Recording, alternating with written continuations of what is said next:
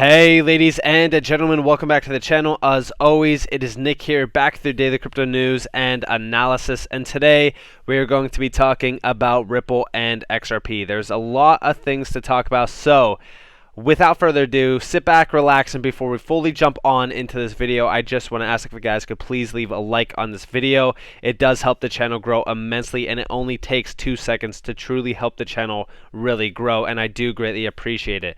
Also, if you guys do want to go check out NCashOfficial.com, the Ultimate Crusader Trading Bundle Pack is on sale, 35% off for a very limited time, only until the end of this month, and it does include everything on the website as well as all future content for free, so definitely go check out NCashOfficial.com if that is something you guys are interested into. Now, I do want to talk to you guys a little bit about the prices right now. The market is doing a little bit of a volatile swing. Honestly, almost every single day we get a little bit of a rally on Bitcoin, up about like $1,000 to $2,000, and then of course we drop down about that same $1,000 to $2,000. It's almost like a little bit of a swing trade opportunity for anybody who does day trade in this market. But honestly speaking, these prices right now, you could probably screenshot these prices, come back in about 6 months, and it's going to look historical. I know a lot of people think that we are in a bear market. A lot of people think that we are in a bull market. In my opinion, I do believe that we are in a little bit of a lengthened cycle. As much as people don't want to admit it, I do believe that this cycle is extremely different compared to the other ones. But overall, these prices do not bother me at all. XRP hit about 78 cents, almost exact yet again. In terms of the all-time chart, we know going all the way back to like March of 2020, TradingView, or not TradingView, coin market cap is showing about like 15 cents. If you go over to TradingView, it's pretty much almost an 11-cent XRP. Bitcoin at like $3,000. I mean, the entire market during March of 2020 was rough. But of course, if you guys are a veteran in crypto, you'd understand that a lot of these pullbacks, that we see, a lot of these major, corrections, it's just to scare retail individuals. It's honestly just to scare people out of their alt bags. When we're talking about everything that's been happening, right, from the start of this year to now, there's been so many FUD articles just to scare retail, and I do believe that the SEC lawsuit. So first off, I do want to ask a quick question. What do you all think will happen to the Ripple case with SEC, right? Because in my mind, I believe that Ripple will win. Capitulation is something that has been going on forever in this market, especially bearish, sentiment, right? Since the inception of the SEC case, everybody thought that XRP was going to die. It's going to go to zero. Ripple's done. In my mind, this SEC case is a perfect narrative to play into XRP's true value. Like, I honestly think that with the suppression of this case, once this case is done with, which in my mind, Ripple easily wins this SEC lawsuit, XRP gets clarity, becomes the only safe real crypto, as we did see, Bitcoin and Ethereum are not even safe now as well. But once that does happen, anybody who doubts XRP in terms of its use cases, its value, and overall, the overall, community behind XRP is going to be extremely wrong this entire time. Okay? This is the issue. Okay? Crypto in general, everybody who's in it is extremely divided. They think that their asset's better than this asset. They think this asset's better than that asset. That is essentially this entire market. Okay, but when we're talking about the SEC versus Ripple lawsuit, it's much bigger than just XRP, right? It's much bigger than just XRP's clarity. It's bigger than any of that. I've always said this, right? When we're talking about all of crypto, the war on crypto is essentially DeFi. They don't want DeFi. They don't want people earning 20, 40, 50% APY on their crypto because they want banks still to survive. Without banks, they have nothing to really kind of do. They don't have any job, realistically speaking. So a lot of these higher up individuals will lose their jobs. And, in terms of what Ripple's really fighting for, they're fighting for all of your assets. If you guys are holding HBAR, if you guys are holding XDC, if you guys are holding XLM, Ripple is fighting for your asset. So I don't think that we should be divided at all as a community. I think a lot of people who doubt XRP are going to be proven wrong in the coming, weeks to months to even years. Now, I do want to talk to you guys about Finastra, or Finastra, however you guys want to pronounce it, tomato, tomato. But anyways, look at what they are doing. So we enable the financial services world to delivering the future of banking. Now there is a ton of use cases behind Finastra. That's what I'm going to say, or how I'm going to pronounce it in general. But we just hear market lending, end-to-end lending solutions. Now, when we're talking about this is more so, a consistent, frictionless digital borrower experience for a range of businesses, corporations, and consumers, with improving customer onboarding, increasing transparency, and streamlining back office operations. Now, the best part about this, right, is that if we come up here and we go to their solutions, you could see in their lending solutions, cash and liquidity, management, commercial lending, consumer lending, collateral management, loan origination, mortgage lending, trade and working capital finance, and there is so many more use cases. And that's just lending. There's also payments, treasury and capital markets, digital and retail banking, corporate and commercial banking. This is a huge company. Of course, I don't need to tell you guys that. You obviously see that. Now, with this, we also look at this. So shout out to Bank XRP for finding this. But we do see here Finastra launches RippleNet via Fusion Toll messaging. It allows existing bank systems to route payments efficiently, leveraging instant settlement to transact in seconds instead of days. December 14th, 2021. So check this out. Here's how it works. Customer bank, Finastra/Ripple connectivity, and then correspondent banks. This is essentially that RippleNet bridge. Okay. I've always said a lot of people think that RippleNet is not utilizing XRP. If you look at bridges and on-demand liquidity and stuff like that, they need to utilize XRP.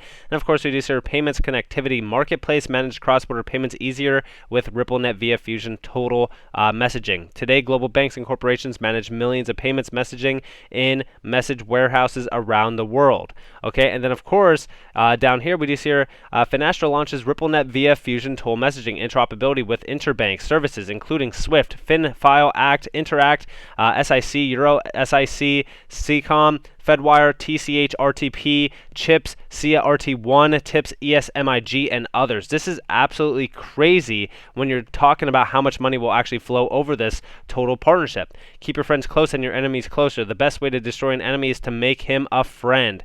And of course, when we're talking about what's going to be happening with this massive partnership, this is huge. This will bleed into almost everyday life and everyday use cases. RippleNet via Fusion Total messaging improves or provides interoperability between existing messaging systems and RippleNet blockchain technology. This is going to reduce the cost, improve usability, accessibility, and transparency, increases operational efficiency as well. This is a massive use case, okay?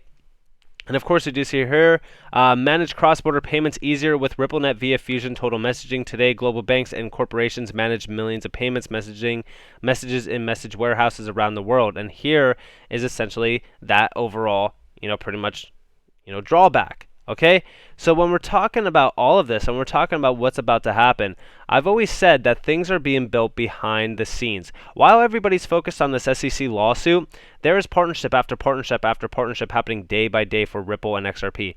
I don't think people are really kind of, looking at the, behind the scenes things, but I think that everybody should be doing so.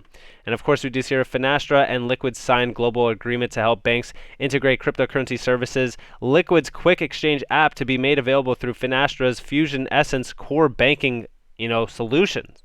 Okay, and of course, Finastra Mastercard cross-border services via Fusion Total messaging.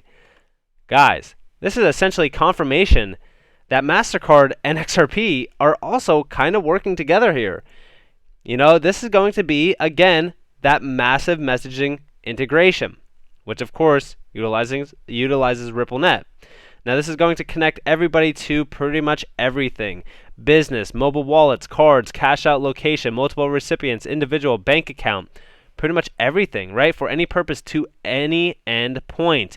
Family support, personal savings, gifting, e-commerce, utility bills, education fees, salaries, freelance payments, insurance claims, humanitarian aid, SME/corporate import/export, pension refunds and emergencies. Guys, this is everyday life. This is government, B2B, B2P, P2B, P2P, right? So peer-to-peer, business-to-business, peer-to-business, and vice versa. This is huge. And of course, you do see here AMF, Mastercard joins forces to expedite cross-border payments. Pretty interesting, right? The Arab Monetary Fund will join forces with Mastercard, facilitating the growth of payment activities across the Arab region and beyond. And of course, we do see here that under the terms of a memorandum of understanding that the AMF signed with the payments giant Buna, the cross-border and multi-currency payment system owned by the AMF will seek strategic interoperability between their respective systems to grow and facilitate the exchange of cross-border payments in the Arab region and international markets. So, MasterCard and Visa obviously are seeing what's happening. They're seeing the overall digitization of, payments. They're seeing how great this technology really is for cross-border payments. But of course, achieving interoperability between Buna and Mastercard represents a strategic milestone in Buna's plan to contribute to the growth of commercial and investment ties across the Arab region and with global markets. And I just want you guys to all understand how massive cross-border payments are truly going to become. This is disruptive overall technology that they're trying to facilitate here. Interoperability is key to all of these major payments. With 95% of consumers in the Middle East and Africa embracing the power of digital payment technologies, it is crucial that we build infrastructure that enables the seamless movement of money. He said the partnership with AMF would serve to boost cross-border trade in the region and connect governments, businesses, and consumers faster than ever before. Through our multi-rail strategy, Mastercard is working to transform the payments landscape by ensuring universal acceptance and interoperability and help drive inclusive economic growth. Now, with this, I just want you guys to all understand that this is in a safe, cost-effective, risk-controlled, and transparent environment. Where do we all hear those, same exact terms and, pros from? Okay, and I'm just saying, MasterCard pretty much partnering with Finastra for this massive cross-border service, okay, that's going to provide, a very easy move of funds that are, it's also cost-effective, transparent, all that kind of stuff. And look at who is working with who here. Finastra and Ripple, pretty much building this major bank bridge, if you will, that's going to connect customer banks to correspondent banks for messaging. Okay, this is why we need to pay attention, because all of this is going to be interconnected. Everything will be connected. I even said it myself. I said it here. I seriously can't believe people still can't see how big on-demand liquidity will become. Being able to move money instantly without the need of pre-funded or even pre-approved account/payment is revolutionary. This is why I hold XRP, not only for ODL, but also line of credit, and also all of the major other use cases that are provided through RippleNet. We even say our XRP will be the bridge for trillions of dollars. DLTs will facilitate trillion after trillion, and of course it will all be able to be interconnected because of QNT for interoperability. This is the future. This is why, crypto will succeed. Know what you hold, study it, understand it, and HODL it. When we're talking about everything that is going to be interconnected, things are being built, okay, while everybody is focused on this SEC lawsuit. In my opinion, I don't care about the SEC.